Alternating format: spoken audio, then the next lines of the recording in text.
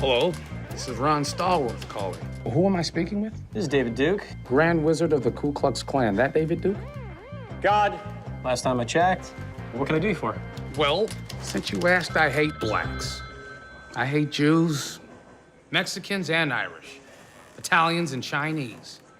But my mouth to God's ears, I really hate those black rats.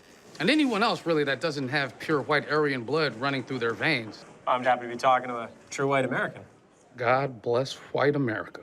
It's interesting that I think till perhaps last year, or certainly perhaps till this presidency, we thought the Klan was an anachronism, as in like it was something of the past. And it's so, and your film very much puts it in context of today, doesn't it? Yes, but I think that we should expand the list of hate groups. It's not just the Klan, it's the neo-Nazis, it's the alternate right.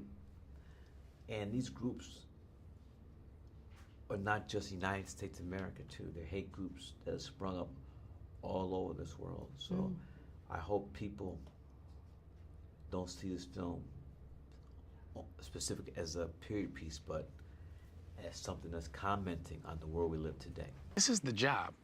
What's your problem? That's my problem. For you, it's a crusade. For me, it's a job. It's not personal, nor should it be. Why haven't you bought into this? Why should I? Because you're Jewish, brother. The so-called chosen people.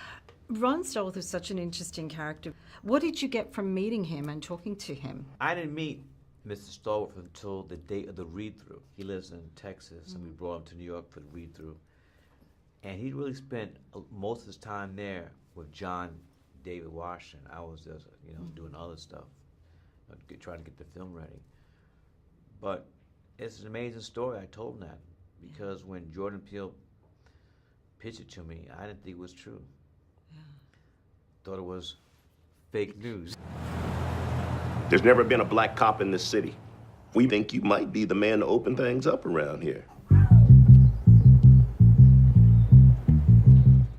We could have done a whole movie in itself on how he even got to became a police officer and a detective. Yeah. So, I mean, he had to go through a whole bunch just to get there. They said in the film, he's the Jackie Robinson of detectives back then, who was the first baseball player to play in America, so African American. So just the courage it took in itself just to be there, being a black man in the 70s.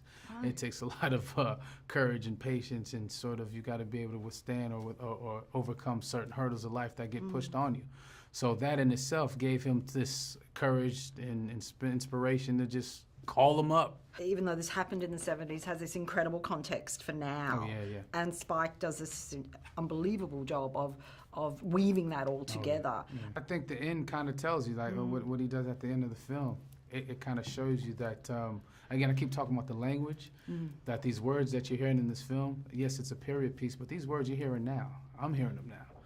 So that means that hate is generational, it's organized, and so that being said, we got to find whatever the remedy is to find the language to at least start breaking that down and discussing our differences openly and as a community and finding some kind of common ground. Knights of the Ku Klux Klan. That's us, Stallworth brothers. And even though it's a very serious film, there is humor in this film. Is that a way to make it more palatable? Was that important for you to present it in that way? I like that. I love that question, but it was not really done till I did not say to myself, let me make it funny so people will be able to digest the rest of the film. That's not really what I thought. I just feel that those two can work together. America first. America first. America first. If I would have known this was a Klan meeting, I wouldn't have taken this money.